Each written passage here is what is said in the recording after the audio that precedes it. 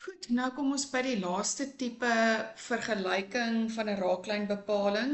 Dis as ons die gradiënt gegee word en ons moet hom dan invervang in die plek van die eerste afgeleide. Dan kry ons die x-koördinaat van ons raaklyn. So die eerste afgeleide word gebind aan die gradiënt en die x-koördinaat.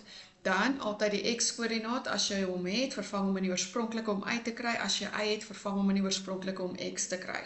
So x en y gaan saam in die oorspronklike en x en die gradiënt gaan saam in die eerste afgeleide.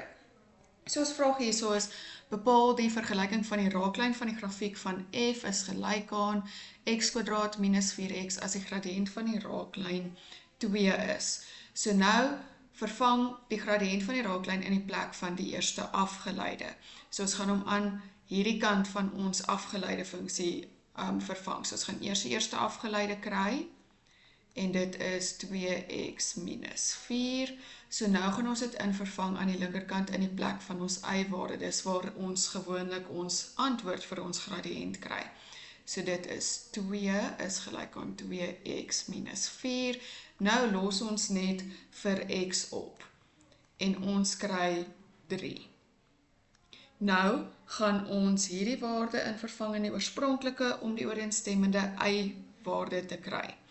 So f van 3 in ons oorspronklike is 3² minus 4 maal 3 en ons stik dit in op die saakrekenaar en kry 'n waarde van minus 3. Nou vervang ons dit in ons y-formule. Y minus, en wat is ons y-waarde? Ons het hom gekry hierso as minus 3. As jy wil, kan jy dit hierso vir jouself skryf. Dit help nogal. Hierso net onthou, dis die raaklyn. Daar is die gradiënt raaklyn.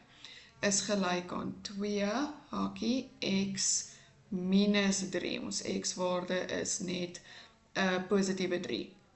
Nou gaan ons hom net uitmaal 2x minus 6, daai minus word 'n plus, as hy oorkom word hy weer 'n minus. Ek hoop julle almal kan darm die basiese algebra doen, anders te maak seker, skerp net weer bietjie op.